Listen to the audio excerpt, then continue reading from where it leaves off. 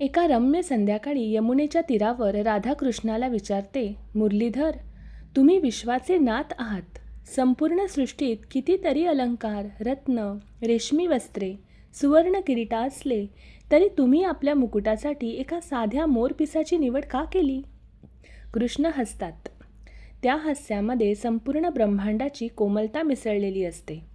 ते म्हणतात, हे मोरपीस मला आठवण करून देते की सौंदर्य म्हणजे नम्रता असली पाहिजे, बल म्हणजे करुणा असली पाहिजे आणि जीवन म्हणजे एक नित्य नवीन नृत्य आहे जिथे प्रत्येक क्षण हा लीलामय आहे. मोर जरी सुंदर असतो तरी त्याला सौंदर्याचा गर्व नसतो. त्याचप्रमाणे कृष्णाच्या जीवनात सौंदर्य होते, पण ते अहंकार रहित होते. ते सर्व काही असूनही सर्वांसोबत सहज मिसळणारे होते. कृष्णाने कुरुक्षेत्रात धर्मयुद्ध घडवले, पण त्यांचे डोळे नेहमी करुणेने भरलेले असत. मोरपीस हे त्या सौम्यतेचे, त्या कोमलतेचे प्रतीक आहे जिथे शक्तीला कृपेची किनार असते. मोर पावसाळ्याच्या गडगडाटात नाचतो. त्याचप्रमाणे कृष्ण देखील संकटाच्या काळातही नृत्य करतो, बासरी वाजवतो आणि सगळ्यांना आनंद देतो. त्याचे जीवन हे नृत्य करताना धर्म निभावण्याचे एक सुंदर उदाहरण आहे.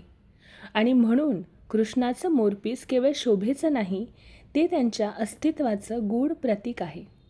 धन्यवाद.